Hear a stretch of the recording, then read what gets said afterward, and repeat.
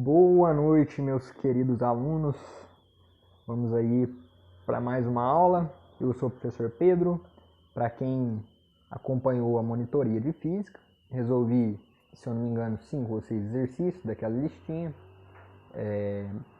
Essa semana ainda postei lá no nosso grupo da física a resolução dos demais. Dei aí um tempinho a mais para quem não conseguiu tentar novamente, cabeça mais fria, revisando depois o conteúdo, e quem conseguiu, ou acha que conseguiu, para ver se o resultado realmente bateu. Se bateu, excelente. Se não bateu, me procurem, por favor. Não vamos deixar dúvidas acumularem, tá joia? Para quem foi na monitoria, hoje é nosso terceiro encontro. Quem não foi, nosso segundo encontro. Beleza? A gente vai dar continuidade aí ao que eu passei na primeira aula, ao que o Eliseu passou na segunda aula. Primeiramente, retomando os 4 principais tópicos da eletrodinâmica que a gente já passou. E na aula de hoje, partindo para novos tópicos que vão ser abordados aí de forma bem simples até, mas que não podem ser deixados de lado. Pode ser uma questão do Enem, pode ser uma questão da UENG, da Unicamp, da Unesp, da USP, seja lá o que vocês forem prestar, certo? Vamos lá então, retomar alguns os conceitos, né? Força elétrica nada mais é do que a força de interação entre duas ou mais cargas num determinado espaço, certo? A força elétrica mede a força de interação entre as duas cargas, lembrando sempre daquele princípio que a gente viu lá na primeira aula, das cargas, que cargas sinais iguais se repelem e sinais opostos se atraem, beleza? Já aí, partindo para a segunda aula, que ficou por conta do Eliseu, vou retomar rapidamente só para a gente lembrar cada aula que foi tratado nas anteriores.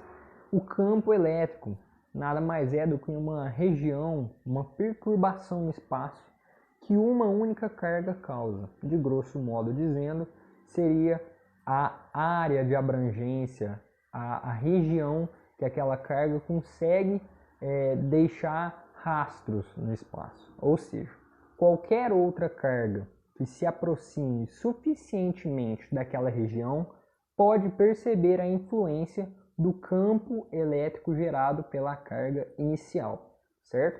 É utilizada apenas o 1Q na fórmula para a gente poder ter a intensidade do campo, mas de forma que qualquer outra carga no espaço consiga,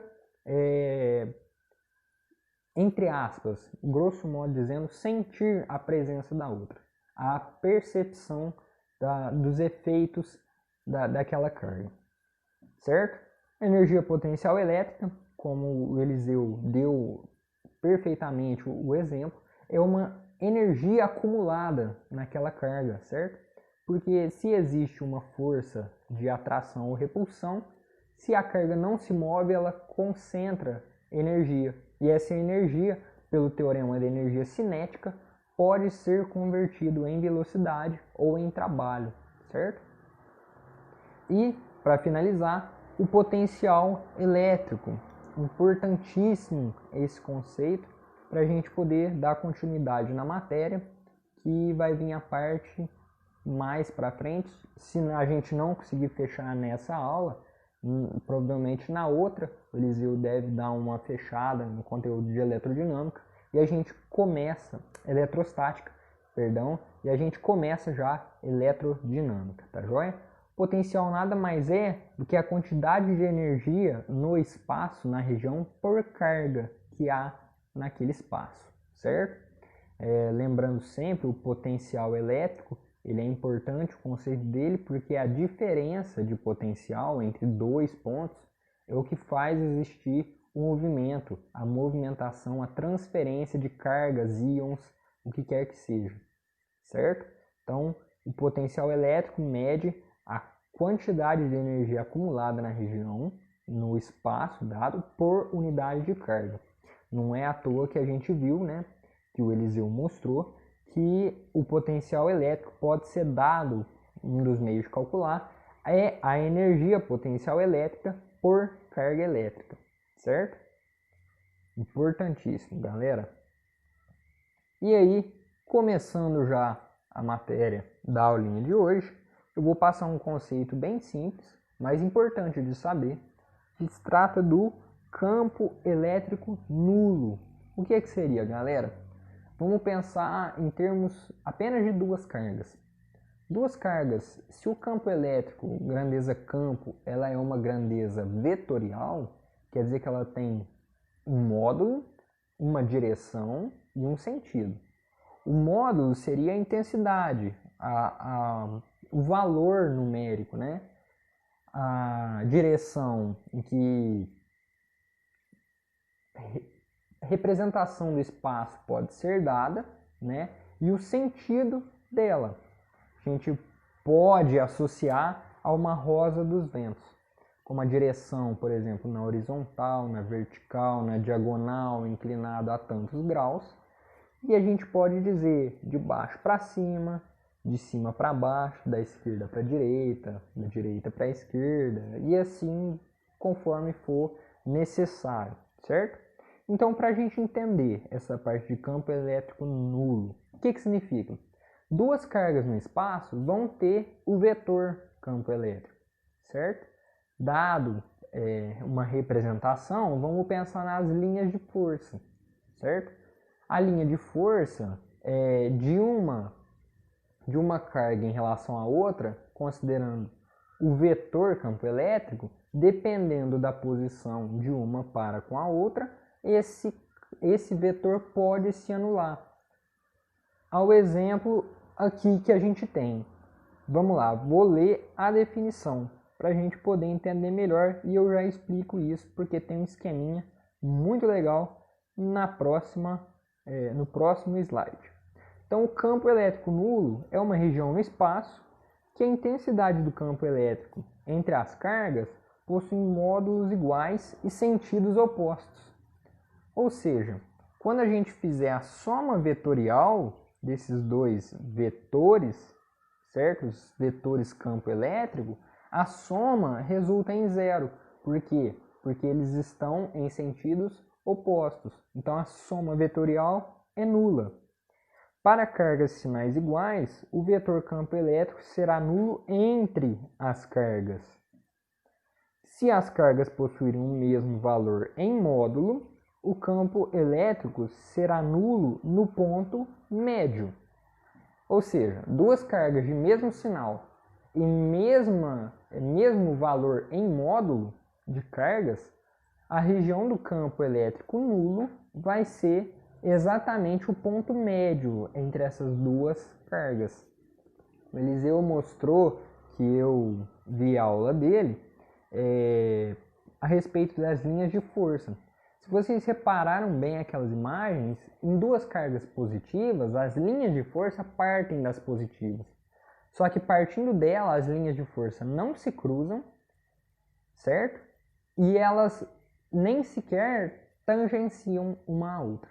Elas vão sempre, entre aspas, evitar contato. Elas não se cruzam, não se tocam nunca. Então, pensando em termos aí das linhas de força entre duas cargas positivas, se vocês repararem naquele desenho, vocês vão ver que há uma região entre as duas que não possui nenhuma linha de força. Aquela região não recebe nenhuma influência do campo elétrico, de qualquer que sejam as cargas.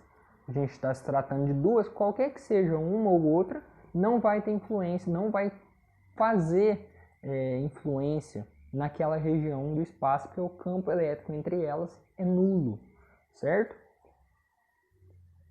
Caso elas tenham módulos diferentes, como é o nosso exemplinho aqui abaixo, o campo elétrico vai ser nulo na região mais próxima da carga de menor módulo. Olha aí o nosso exemplo. Aqui a carga A, que eu denominei aí, tem 32 coulombs. Galera, esse valor numérico é só uma representação. Eu editei isso aqui no Paint, foi bem improvisado, então não consegui colocar o símbolo micro, beleza? mas se a gente fosse trabalhar em termos reais, seria micro. Vamos fazer um exemplo só numérico. 32 é muito maior que 8, é 4 vezes mais do que o valor da carga B. Então, se vocês concordarem comigo, o valor da carga A é muito maior que o valor da carga B. Ou seja, o campo elétrico de A é muito mais intenso do que o campo elétrico em B. Tanto que se vocês repararem as setinhas que eu fiz representando o campo gerado por A e o campo gerado por B, o campo gerado por A, em vermelhinho aí, ele é da mesma intensidade que o azul, que é o campo de B, estando mais longe. Ou seja, a setinha vermelha está muito mais distante da carga vermelhinha e possui a mesma intensidade da carga azul, sendo que o vetor campo elétrico da carga azul está muito mais próxima da azul. Isso se dá devido ao valor da carga, certo? Então, o valor do campo elétrico nulo eu denominei pelo pontinho P, o pontinho preto, que determina os vetores em sentidos opostos, certo? Mesma direção mais sentidos opostos, resultando na soma vetorial nula. Ou seja, nesse pontinho P, o vetor campo elétrico tem valor zero. Não tem influência do campo elétrico nem de A nem de B. O campo elétrico exclusivamente nesse ponto é nulo. E a mesma coisa seria caso essas duas cargas fossem de sinais negativos, desde que A fosse negativo e B também. A região entre elas seria nula, certo? Uma região entre elas, assim como eu coloquei em destaque aqui, seria nula, para cargas de sinais iguais. Caso elas tivessem módulos iguais, em vez desse 32 aqui fosse 8, ou em vez do QB valer 8, valer 32, tá bem pequenininho aí, mas eu acho que dá para ver. O valor, a distância, o valor da distância entre elas é 12. Se as duas tivessem 8 e 8, ou 32 e 32, o ponto de campo elétrico nulo seria exatamente em 6, que é o ponto médio das duas, certo? Como esse campo elétrico é nulo mais próximo a B, porque B tem valor menor do que A, basta a gente igualar o valor dos campos. A gente quer um valor de campo de A que seja igual ao valor do campo de B. Então, a gente igualando o campo de A com o campo de B, basta a gente o quê? Dividir esse 12 centímetros em duas parcelas. Vou fazer uma pequena demonstração aqui para vocês entenderem. Suponhamos que eu consiga traçar uma linha reta aqui. Faz conta que está reta. Em relação ao 12 centímetros, que é a distância de A para B, eu chame a parte aqui de P até B de X. A parte restante é o total 12 menos essa parte que eu tirei, que é X. Então aqui vai ser 12 menos X. Certo? Tanto que se a gente pegar o valor de A para B, tem que dar 12. Se a gente somar 12 menos X mais X, a gente resulta de novo em 12. Então, nossa representação está certa. E agora, o que a gente vai fazer? Vai ser simples resolver isso. Basta a gente igualar o potencial a campo elétrico de A. Ficou feio aqui, hein, galera? Eu vou apagar, porque senão vocês ainda vão falar que eu estou fazendo coisa errada. É que tá difícil, eu estou gravando pelo celular, eu achei mais fácil, eu achei melhor. O campo de A, o E de A, é igual ao E de B. Porque os dois têm que ter o mesmo valor, certo? Ficou feio esse B também. Caramba, eu tô só me manchando em relação a vocês. Galera na monitoria já falou que a letra era feia. Difícil desenhar com os dedos, galera. Difícil. Mas vamos lá, eu deixei um slide aqui preparado para a gente poder fazer só a resolução desse exercício. Um exercício rápido para eu mostrar para vocês o quão simples é. Eu já falei que se trata do campo igualado de A e do campo igualado de B. E como é que a gente calcula campo mesmo? é K vezes Q sobre D ao quadrado, certo? Vixe, esse D ficou feio também. Vou fazer em letras diferentes. D ao quadrado, certo? Para o A, como é que vai ficar? Qual que é o valor do Q de A? O Q de A é 32, certo? E a distância de A? O que a gente denominou lá atrás? Como é que ficou? Ficou 12 menos x, porque a distância de A até P, que é o campo, o ponto P é o lugar em que o campo elétrico é nulo. Então ficou 12 menos x, não foi isso? Rapaz, aí, 12 menos x. Tudo isso ao quadrado. E como é que ficou o campo de B? Vale quanto? 8? É isso? É, né? 8 sobre x ao quadrado. Ai, prof, e agora? O que vai acontecer? Eu vou ter que resolver uma equação do segundo grau? Não, calma lá. Vamos fazer por partes. Olha só, a gente pode simplificar os numeradores aqui. Se a gente dividir ambas as equações por 8, a gente fica aqui com 1, aqui fica 1, e esse 32 vira 4.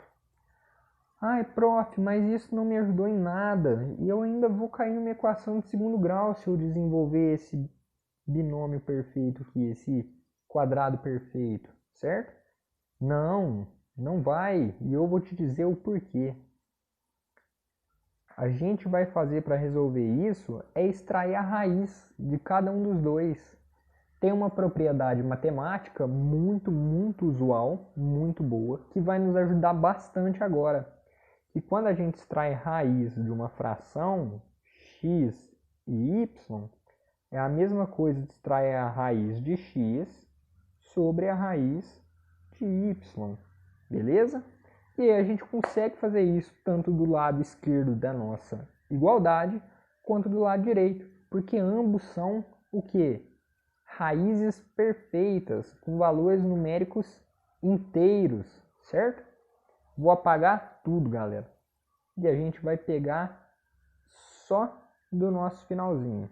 4 sobre 12 menos x, isso tudo ao quadrado, igual a... Vou deixar um espaço aqui porque eu vou traçar a raiz.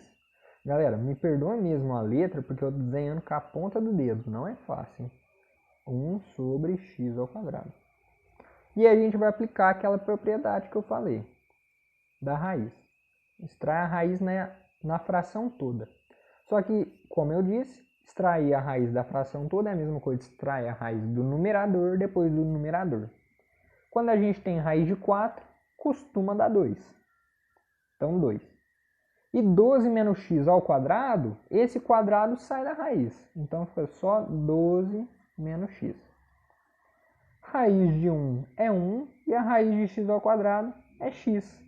Então, agora a gente saiu da nossa equação de segundo grau e caiu para uma equação de primeiro grau simples, simplíssima, muito simples.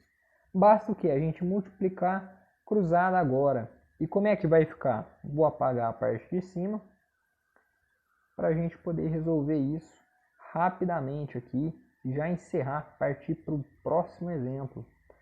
Ó, 2x vai ser igual a 12 menos x. Passa esse menos x para o lado de lá, vai ficar positivo, então vai ficar 3x igual a 12. Então, o nosso valor de x vai ser igual a 12 sobre 3. 12 sobre 3, x nosso vai ser igual a 4, certo? 4 o quê? Vamos voltar lá. O exercício, o nosso valor da incógnita, ele não era o x? Estávamos trabalhando em centímetros. Ah, mas prof, a gente não tem que trabalhar em metros? Tem, desde que a fórmula não seja igualada. Se você estiver fazendo uma comparação entre duas, desde que mantenha a mesma unidade, pode trabalhar uma unidade diferente da do SI. Por exemplo, se eu tivesse colocado, ao invés de 12 centímetros, colocado 12 quilômetros, a gente poderia trabalhar ainda assim com quilômetros e o nosso resultado sairia em quilômetros. Por quê? Porque nossa incógnita é o valor que a gente quer descobrir, ela está numa unidade que deve ser igual à unidade dada, certo? Porque trata-se de uma comparação. A gente igualou o campo de A com o campo de B. Por ser uma comparação, desde que a gente mantenha as duas unidades sendo medidas referentes a o mesmo submúltiplo, ou o mesmo múltiplo da unidade, nesse caso centímetro, 10 a menos 2, o nosso resultado sairá em centímetros, certo? Então, 4 aqui foi centímetros. Então, o x é 4. Pelo que a gente tem nesse exemplo aqui, nessa figura, a distância de A até o ponto P é 12 menos x. 12 menos x, x sendo 4, 12 menos 4 vale 8. Certo? Esse 8 ficou feio. Vale 8. O importante é vocês terem entendido. E o x aqui vai valer exatamente 4 centímetros. Então o exercício vai te perguntar: qual é a distância, por exemplo, da carga A até o ponto P, cujo campo elétrico é nulo? Você pode colocar em relação a A, sendo 8, ou em relação a B, sendo 4 centímetros, certo? Vamos lá. Para cargas de sinais opostos, como a gente tem aqui QA sendo positivo e QB sendo negativo, os módulos das cargas devem ser diferentes, como no exemplo, QA tem 18 e QB 2. E o campo elétrico será nulo do lado externo à carga de menor módulo. Como aí no exemplinho que eu coloquei, novamente uma outra imagem editada no Paint, dá para ver a qualidade inigualável, né? O campo vai ser nulo na região externa, não vai estar entre mais como era no exemplo anterior. Aqui, ó, pode reparar que o ponto P ele está entre as duas cargas, certo? Está entre os 12 centímetros. Agora, quando trata-se de cargas com sinais diferentes, o campo elétrico vai ser nulo numa região externa. Mas externa onde? Externa em relação à carga de menor valor em módulo. Aqui o QB está com sinal negativo, eu coloquei 2 coulombs como a representação direta do módulo, né? Senão teria que ser menos 2 coulombs, certo? Mas é importante vocês verem que fica do lado externo. E aí que está o que eu tinha comentado a respeito dos vetores. O vetor EB é referente ao campo gerado por B. B é negativo, o campo tem direção nas linhas de força, né? De fora para dentro, está vindo no sentido da carga. Já a carga A, que é positiva, tem a direção das linhas de força, o campo é no sentido de afastamento da carga. E como é que a gente resolve isso? Vai fazer novamente igualando o campo A com o campo B, certo? O campo elétrico de A tem que ser igual ao campo elétrico de B. E a gente já viu no exemplo anterior que o K pouco importa, porque como é uma igualdade entre as duas, vai acabar o quê? Cancelando, certo? O que a gente tem que fazer então? A carga de A sobre a distância ao quadrado de A tem que ser igual à carga de B dividido pela distância de B ao quadrado. Mas distância em relação a quê? Distância em relação a esse pontinho P que eu coloquei aí, que representa o valor onde o campo elétrico é nulo, ou seja, o vetor campo de A é igual ao campo de B, de tal modo que o módulo deles são iguais, a direção é igual, mas o sentido é oposto, resultando numa soma vetorial nula, beleza? E aí como é que a gente resolve? Mesma coisa, galera, só que dessa vez, vou voltar aqui rapidamente, se a gente pegar em relação à carga a gente vai ter que fazer o quê? Qual que é a distância de A até P? Vocês concordam que é 12 mais X? É o que a gente vai colocar na nossa resolução. E a distância para B é X, porque de B para P tem a distância X, tá joia? Sair da ferramenta aqui, deixar só o mais importante. Vamos resolver então. Já falei que os potenciais são iguais, basta a gente igualar. Os campos são iguais, o K cancela, porque o K é o mesmo para os dois. Basta a gente colocar a carga sobre a distância ao quadrado. Então a carga de A vai ser, nesse caso é quanto? Eu esqueci, 18,2. De A, 18. Ó, até que o 8 não saiu tão feio. 18 sobre qual que é a distância de A até P? 12 mais X ao quadrado, certo? E a carga B vale 2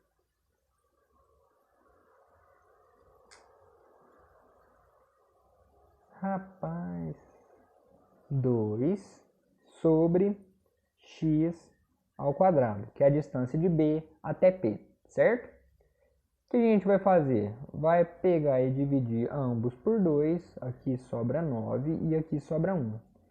E novamente, prof, vai cair numa equação de segundo grau? Não vai. A gente vai extrair a raiz, assim como a gente fez no exemplo anterior.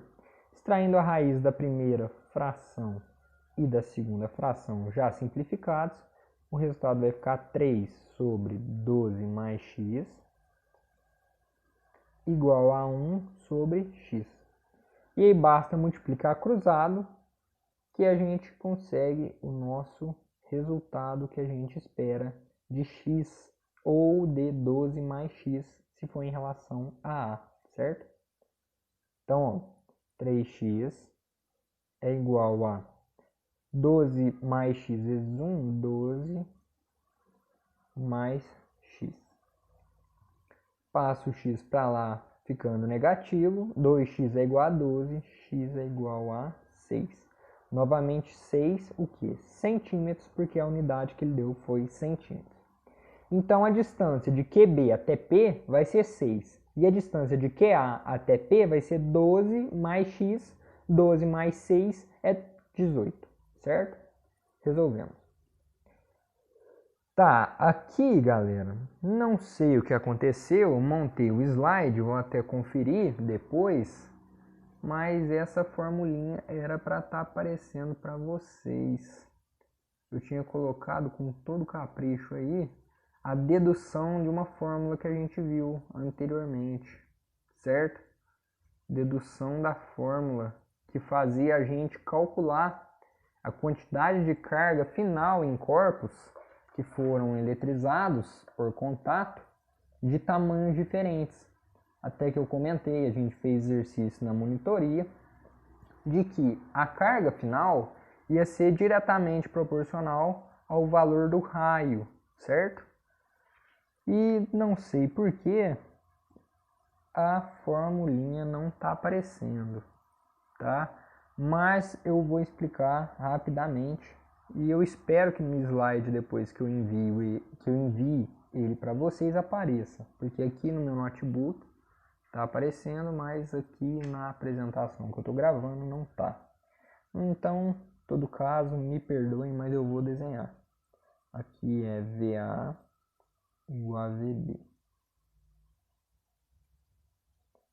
Que ia dar essa setinha. Saindo em K, QA. Rapaz, minha letra é muito feia mesmo, né? Vou fazer uma caligrafia. Igual a K, QB sobre RB. O importante é o conhecimento. K corta com K e sai naquela formulinha que eu tinha dado para vocês, que a carga de A é proporcional ao raio de A e a carga de B é proporcional ao raio de B. Mas por que isso? Tudo tá nisso aqui, ó. O potencial de A é o potencial de B. Eu não podia falar para vocês, porque vocês ainda não tinham tido a aula de potencial elétrico, vocês não tinham base suficiente, pelo menos não minha, não do Eliseu, não conteúdo do cursinho da UFTM, que pudesse ser plausível de explicar assim, certo?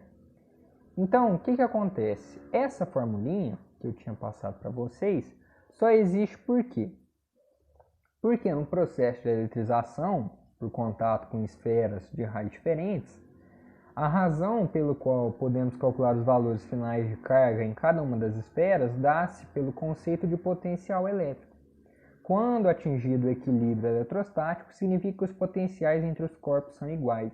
Logo, se o VA, que é o potencial de B, é igual ao potencial de B, VB, cai naquela formulinha do QA sobre RA é igual a QB sobre RB, porque os potenciais foram igualados. E se vocês se lembram bem, no início dessa aula eu falei que o potencial era um conceito muito importante, porque só existia transferência de elétrons, passagem de elétrons ou íons de um corpo para outro se houvesse o quê? Diferença de potencial. Então as cargas conseguem transmitir, doar, ceder elétrons umas para as outras, os corpos conseguem fazer essa processo de eletrização por contato, como é o exemplo, um para o outro, independente do tamanho, porque eles possuem potenciais diferentes. A partir do momento que eles são colocados em contato e há transferência de elétrons em excesso de um corpo para o outro, os potenciais tendem a se igualar. Igualando os potenciais, não há mais transferência de elétrons. Pode separar os corpos e a gente pode ter, no caso de corpos idênticos, o mesmo número de elétrons sendo do corpo A para o corpo B, e se forem de tamanhos diferentes, a quantidade de elétrons da carga em A vai ser proporcional ao raio de A, e a carga de quantidade de carga de B vai ser proporcional ao raio de B, certo? Mais um tópicozinho aí para a gente trabalhar. Essa fala ficou muito mal formulada, tópicozinho, né? Mas vamos lá. Superfície equipotencial. Superfície equipotencial é uma região do campo elétrico que apresenta o mesmo potencial elétrico em todos os seus pontos.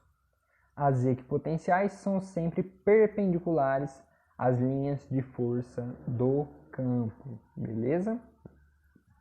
Sobrecargas são circulares e concêntricas e os potenciais decrescem no sentido das linhas de força. O que significa, galera? Vou fazer de uma carga positiva aqui, ó, o círculo ficou bonitinho. A carga, certo? As linhas de força de uma carga positiva, elas saem da carga, certo? Então, a grosso modo fazendo, seria mais ou menos isso daqui. Só que isso é em todas as direções, são infinitos. O importante é estar saindo da positiva, certo? Saiu da positiva, partindo para fora, é a linha de força. E aí, o que são para as cargas? São circulares e concêntricas. O que significa? Que elas possuem o mesmo centro e, para ser o mesmo valor do campo elétrico, vocês concordam que para uma carga tem que ter a mesma distância? Como é que a gente calcula campo elétrico? Não é K, Q sobre D ao quadrado?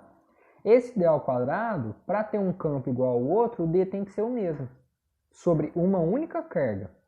Por exemplo, essa carga positiva que eu coloquei. Vocês concordam que se eu conseguisse, claro, fazer uma circunferência perfeita aqui nas linhas de força, se essa distância aqui, que eu estou fazendo mais forte, for a mesma distância dessa daqui, o raio, né? Por exemplo, o raio de ação daqui até aqui for o mesmo, traços de uma circunferência são o que? Circulares E concêntricas, por que concêntricas? Possuem o mesmo centro. Considerando a carga como o centro do raio de alcance, né, elas são circulares e possuem o mesmo centro. E os potenciais decrescem no sentido da linha de força, ou seja, quanto mais próximo de uma carga, no caso positiva, for do seu centro, quanto mais próxima for do centro, quanto menor for o raio, mais forte vai ser o potencial. Quanto mais distante for, igual esse próximo desenho que eu estou fazendo, mais fraco vai ser, porque ele decresce no sentido das linhas de força. Decrescer é diminuir. Então diminui conforme a linha de força da carga positiva vai para fora. Então quanto mais longe da carga for, menos potencial a positiva vai ter. Já a negativa é totalmente o contrário. Se a positiva, as linhas de força saem dela, as linhas de força da negativa chegam até ela, certo? Então, ó, fazer os desenhos da setinha aqui, não tá bonito, o importante é o conhecimento. Vou frisar isso sempre, tá?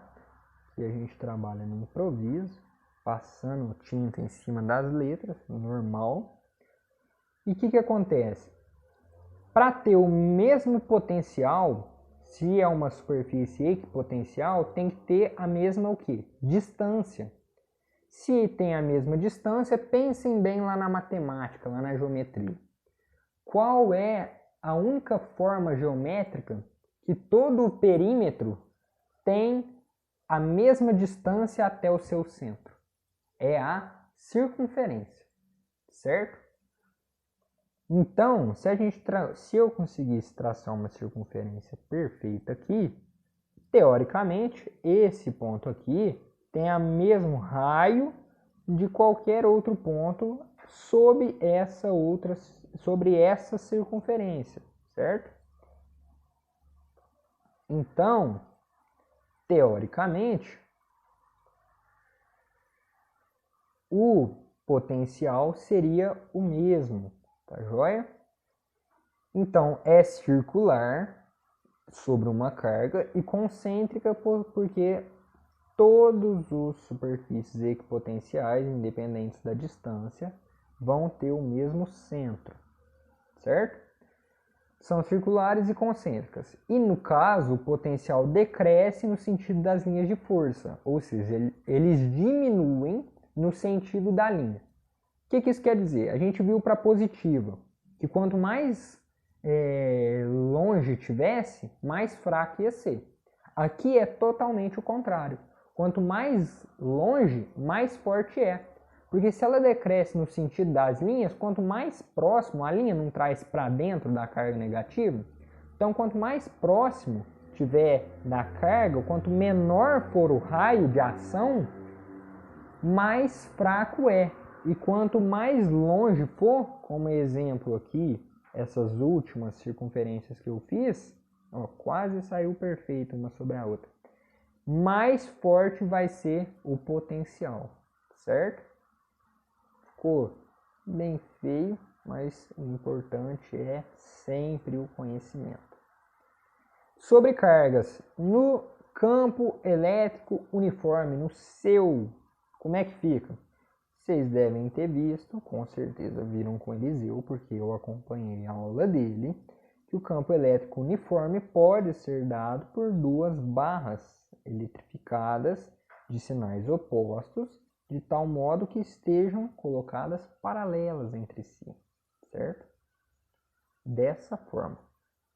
As linhas de força dela partem da positiva e vão até a negativa, todos nós sabemos isso, porque é uma propriedade das linhas de força.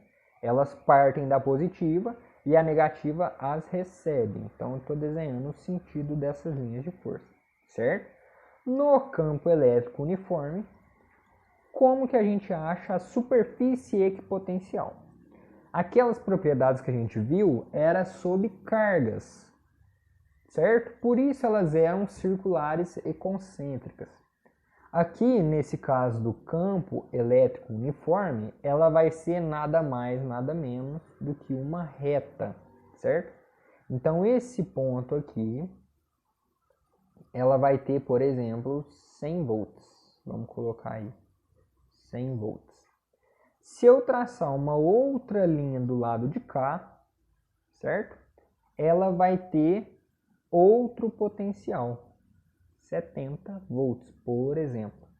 Que prova aquilo que a gente viu, que eu mostrei para vocês, que para cargas positivas isso mantém.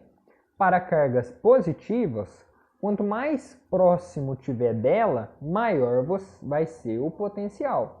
Se eu fizer uma bem próxima aqui assim, vai ter, sei lá, 130 volts.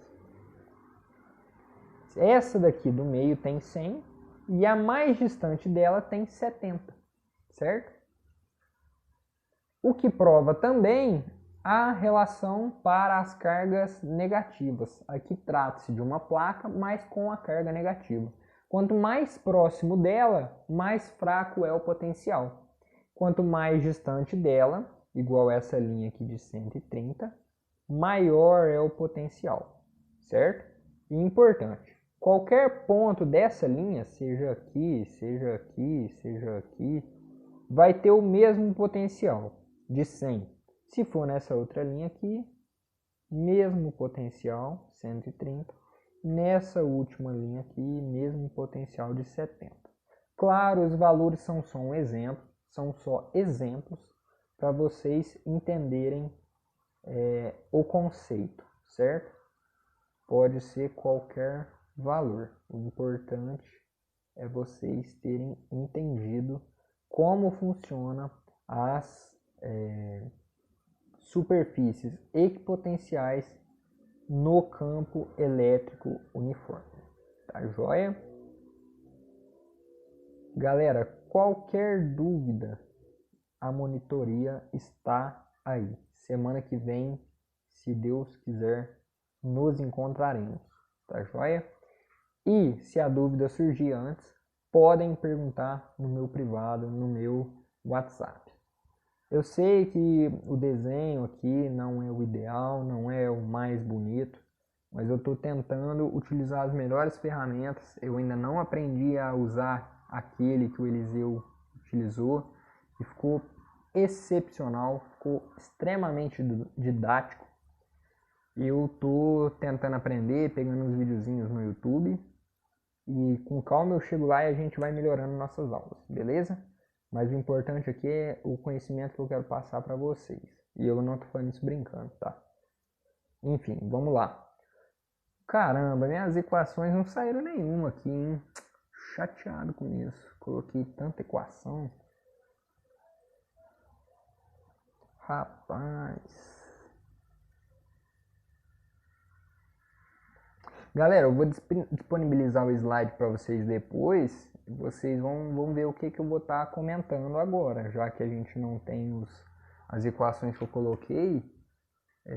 Depois nos slides vocês vê certinho, certo? Trabalho da força elétrica.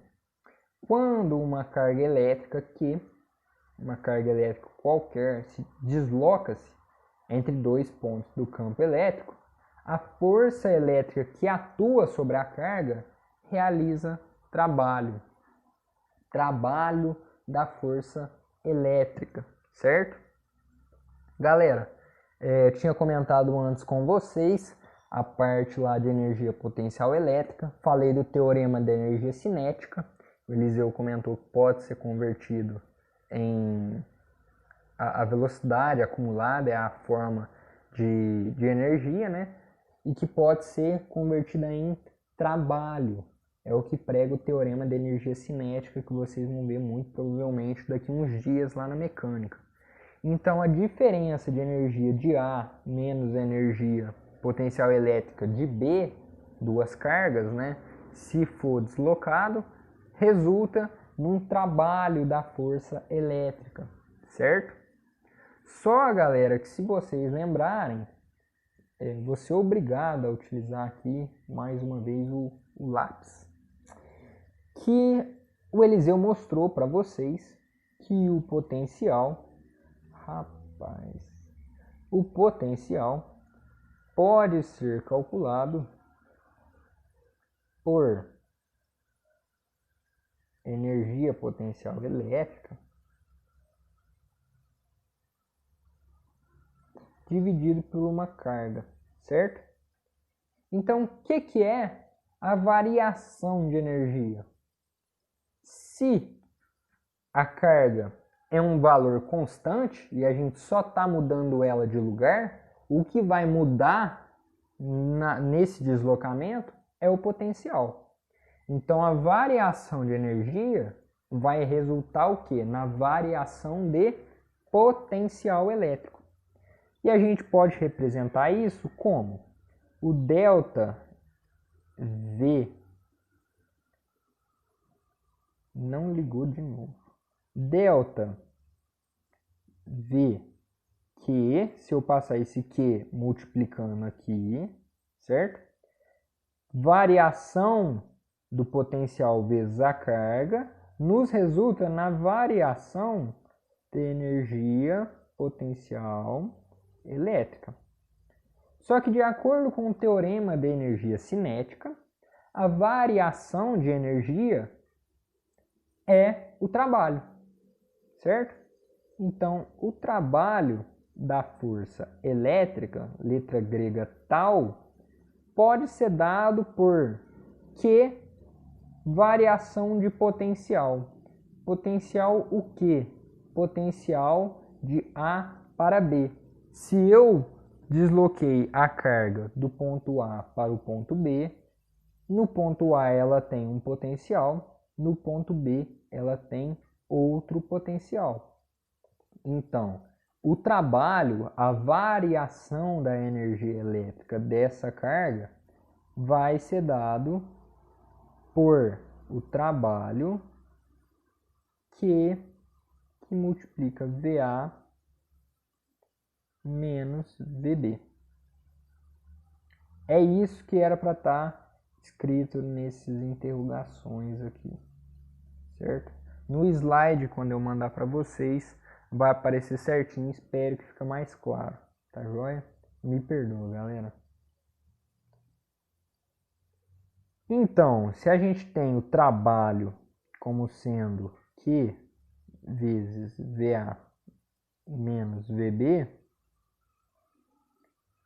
diferença de potencial de A menos diferença de potencial de B, a gente chama de UAB, que é a tensão, diferença de potencial, ou DDP. Isso que significa essa letra U, tá joia? Só que, se a gente pegar a parte mecânica da coisa, a gente vai reparar que o trabalho também pode ser dado de outra forma.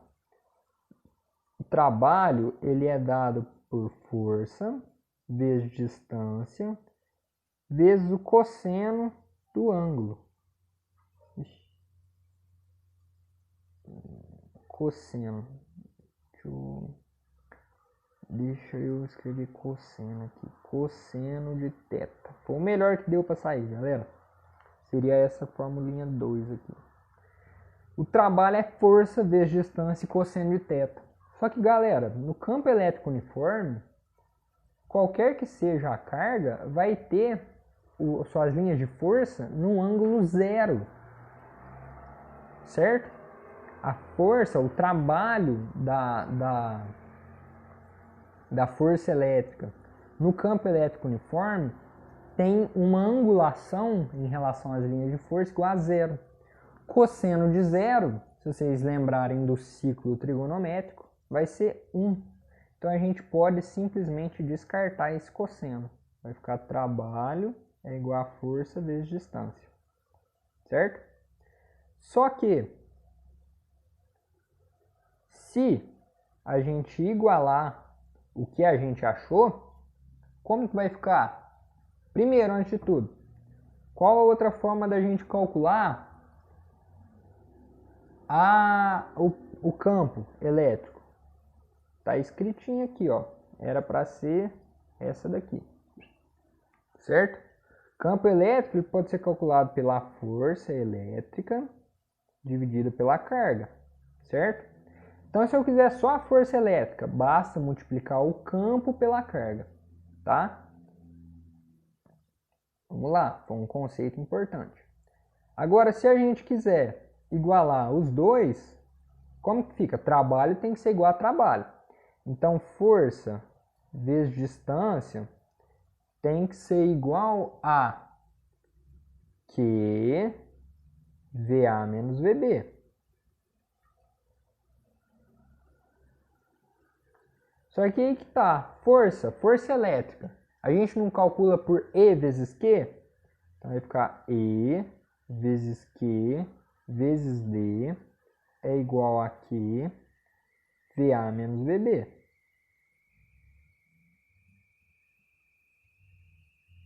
Esse que é o mesmo a gente cancela. Vai ficar simplesmente o que era para estar na formulinha aqui, nessa região em quadrado. Que é a famosa fórmula do Edu. Que é como a gente faz para calcular a intensidade do campo ou da diferença de potencial existente entre linhas de um campo elétrico uniforme, um seu, certo?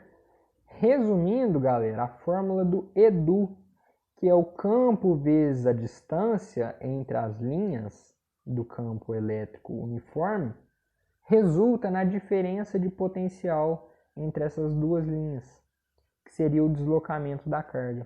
A gente viu ali para trás como que é a forma de um campo elétrico uniforme. Se eu traçar igual eu tinha feito duas equipotenciais aqui, eu tenho a distância entre elas D e eu tenho dois potenciais. Por exemplo, igual eu tinha colocado aqui, se eu não me engano foi 100 volts de um lado e do outro 70. Então eu tenho a diferença de potencial, digamos aqui A e aqui B. Diferença de potencial de A para B é 30. A distância aqui vai ser dada. A gente consegue descobrir o campo, o valor do campo, certo? Se eles derem um valor do campo, um valor do potencial e a distância, você vai ter que descobrir o outro, e assim várias maneiras de trabalhar com essa formulinha, tá joia? 3 variáveis aí para trabalhar, beleza? Era o que estava escrito aqui no meu slide, montei bonitinho. Espero que na hora que enviar para vocês dê para visualizar. Na gravação aqui não deu, pelo que eu tô vendo, tá? Pra gente quase fechar, tem alguns princípios aí a respeito de um condutor eletrizado em equilíbrio eletrostático, que são simplesmente conceitos. Galera, não é cobrado no Enem esses conceitos, não são usuais de vestibulares, mas é importante saber, principalmente o primeiro, que trata de gaiola de Faraday ou blindagem eletrostática, e o último, que se trata de poder das pontas, certo? O que significa o condutor eletrizado em equilíbrio eletrostático? Um nome gigante aí já até assusta, né?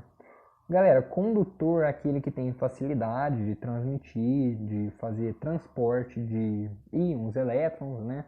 De carga elétrica. Eletrizado quer dizer que ele possui uma carga, mas ele está em equilíbrio. Ele não transfere, ele possui carga, mas ele não transfere. É o que está escrito aí, está até em negrito. Não há movimento de carga, certo? Quais são as propriedades? As cargas em excesso distribuem-se na superfície externa do condutor. Na parte interna não há nada de carga. Tudo que há de carga vai para a parte externa. É o que explica a blindagem eletrostática ou gaiola de Faraday. Faraday, um importante cientista e pesquisador da parte elétrica, fez um experimento. Por que chama gaiola de Faraday? Ele entrou numa gaiola e pediu para um de seus assistentes ligar a maior quantidade de energia suficiente para transmitir eletricidade para essa gaiola. E o que ele queria provar?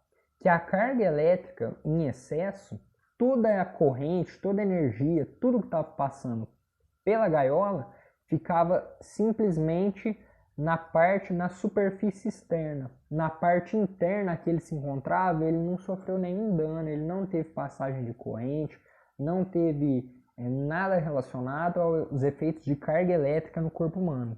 Não teve choque, não teve nada. Ele provou através desse experimento, a gaiola de Faraday, como ficou conhecido, que as cargas, quando num condutor eletrizado, mas que está em equilíbrio eletrostático, ou seja, não há movimento de cargas, as cargas ficam na parte externa desse objeto, dessa carga, desse corpo que a gente está se tratando, certo? E aí, através desse experimento maluco, né, todo mundo achou que ele ia morrer, até mesmo o assistente dele só fez porque estava seguindo ordens dele. Ele falou que já tinha até feito sozinho, tinha feito sozinho, né? E as cargas distribuem-se na superfície externa do condutor, permitindo com que ele sobrevivesse porque ele estava ao lado de dentro, certo? E aí que tá. A segunda propriedade fala que no interior do corpo o campo elétrico é nulo em todos os pontos. No interior o campo elétrico é nulo. Todos os pontos do condutor, tanto os pontos internos quanto os pontos na superfície, possuem o mesmo potencial elétrico, que é não nulo, é diferente de zero. Galera, o que eu falei lá no começo, falei agora há pouco, uns 3 slides para trás, só existe movimento de carga, só existe transmissão de carga se houver diferença de potencial elétrico. Se o potencial elétrico é o mesmo, tanto interno, quanto na superfície, quanto externo, seja lá onde for, se o potencial for o mesmo, não tem movimento de cargas, certo? Por isso que aí em negrito não há movimento de carga, por isso dá a blindagem eletrostática, que é a primeira propriedade. Se houvessem potenciais diferentes na parte interna da parte da superfície, as cargas em excesso também estariam no interior. Porque tendo carga no interior e carga no exterior, certamente haveria diferença de potencial. Tendo diferença de potencial, haveria passagem de corrente elétrica e Faraday teria morrido nesse mesmo experimento, certo? Então, o potencial elétrico, tanto dentro do condutor, nesse corpo eletrizado em equilíbrio, quanto na superfície, o potencial é o mesmo, beleza? E a maior concentração das cargas em excesso nas pontas, também chamado de poder das pontas.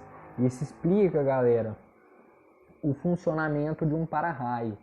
Um para-raio é colocado no ponto mais alto de um prédio, não é à toa. O prédio ele é eletrizado.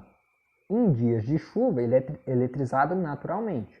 Em dias de chuva, de trovão, de tempestade, coisas do tipo, o que acontece?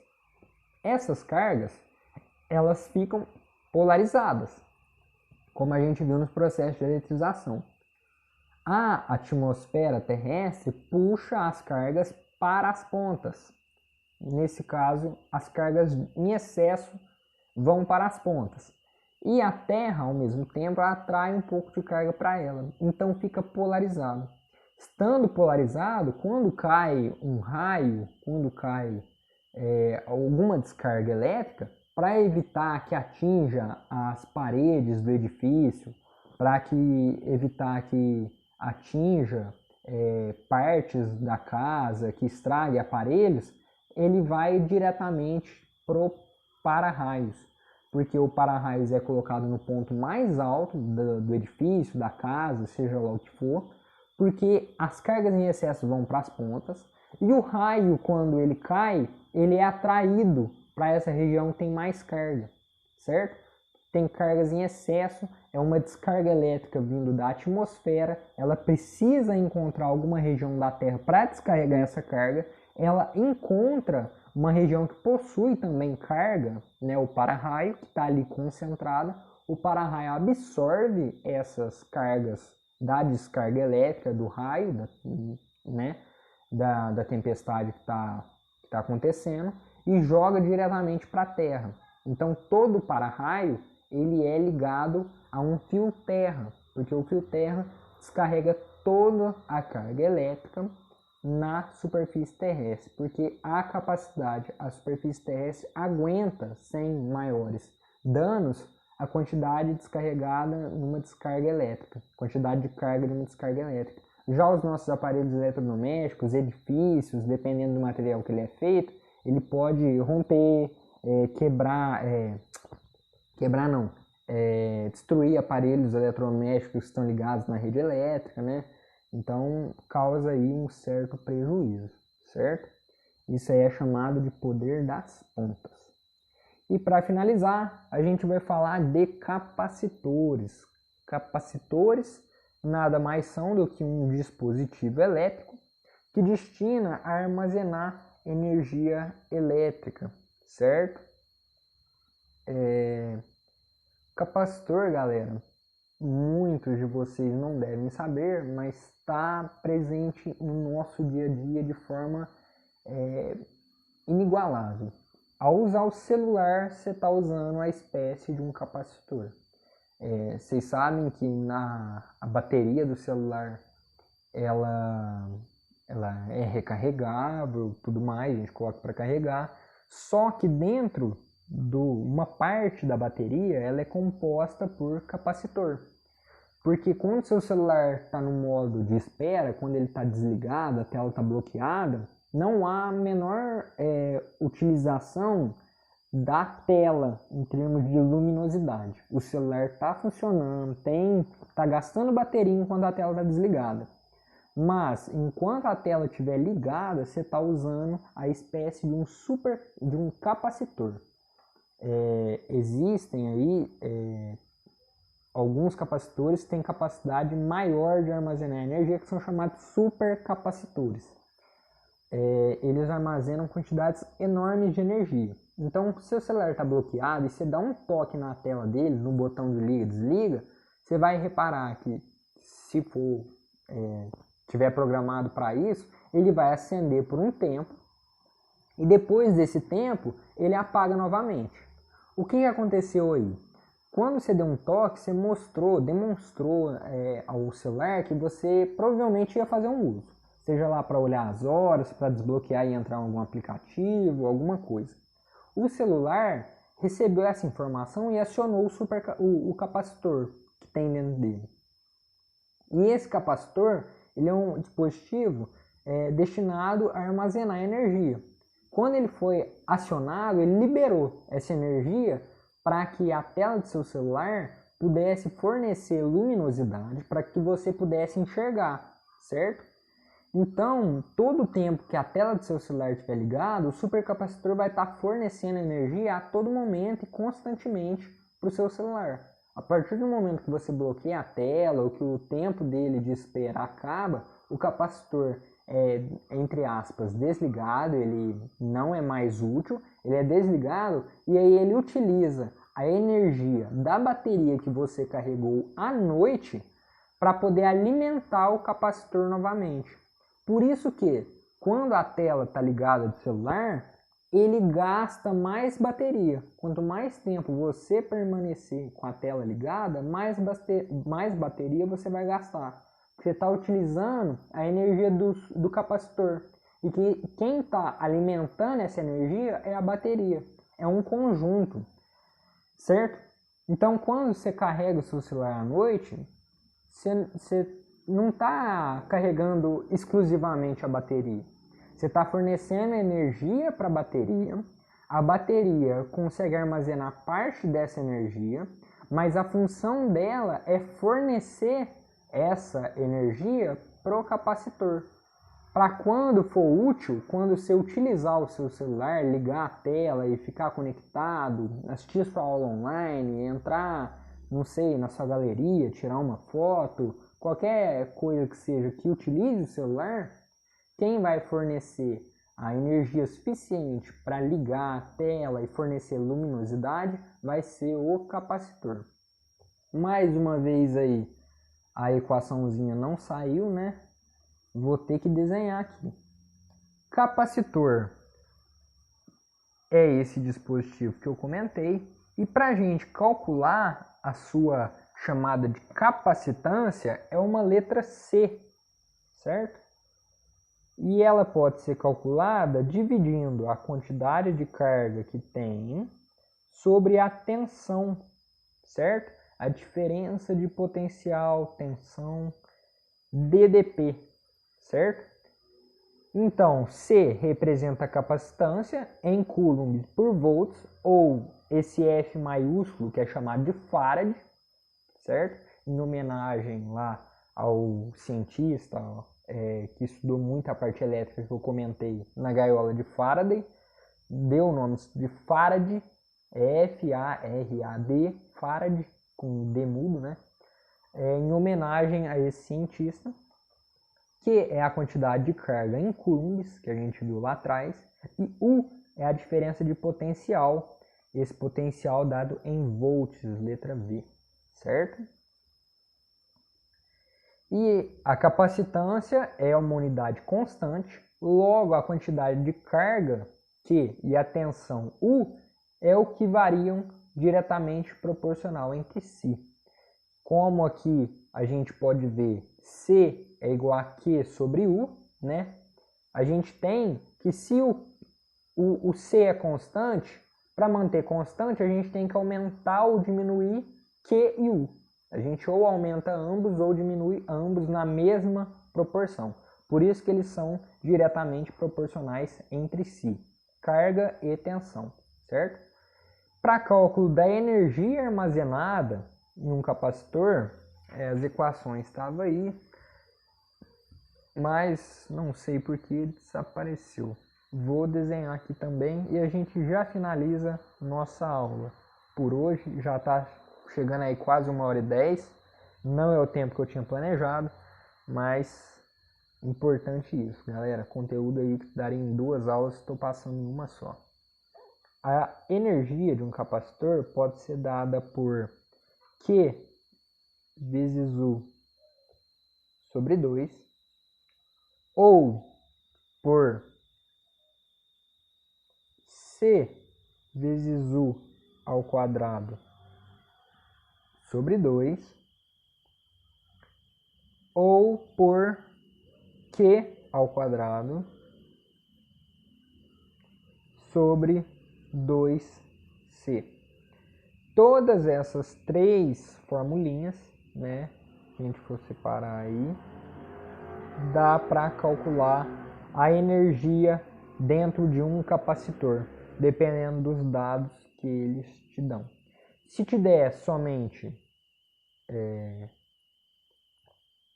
Q e C, você vai usar essa terceira aqui. Se eles não te derem o valor da carga de jeito nenhum, você vai usar essa segunda, a carga Q, né, no caso. Não pode confundir carga com capacitância, porque carga, a quantidade de carga, a unidade é coulomb, que é um C maiúsculo, e capacitância é um C, né. É difícil, mas fazer o que? Deram essa simbologia. Se eles não te derem o Q, você vai ter que usar essa segunda. Agora, se eles não te derem de jeito nenhum o C, o valor da capacitância, aí calcula-se usando o Q vezes U sobre 2, beleza? De todas as formas, de todas essas três, você consegue calcular a energia armazenada nos capacitores, tá joia?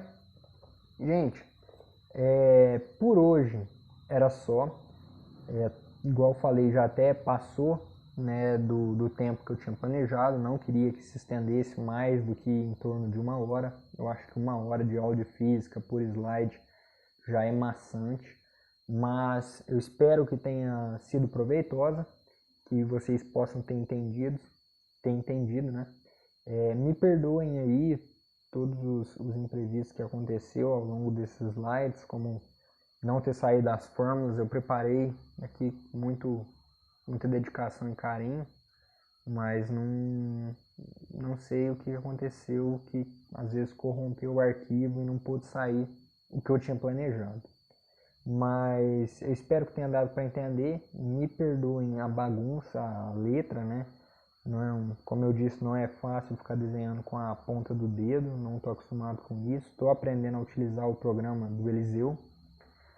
E eu vou colocar uma listinha de exercícios, ainda não terminei de preparar ela. Vi a sugestão de vocês para em torno de 10 a 15 exercícios mais ou menos. Não pretendo passar muito, não quero sobrecarregar vocês, mas é importante fazer pelo menos 2 exercícios de cada tópico que a gente trabalhou aqui hoje. A gente trabalhou aí com 5 tópicos mais ou menos. Vai ter uns 10, 12 exercícios, acredito eu.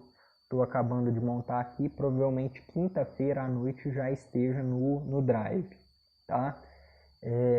Dúvidas sobre essa aula podem me chamar no WhatsApp, quem quiser. Quem não quiser pode esperar até na próxima quarta, teremos nossa monitoria, certo? E a gente resolve exercícios na monitoria. Quem quiser que eu explique a parte teórica novamente, eu explicarei com o maior prazer.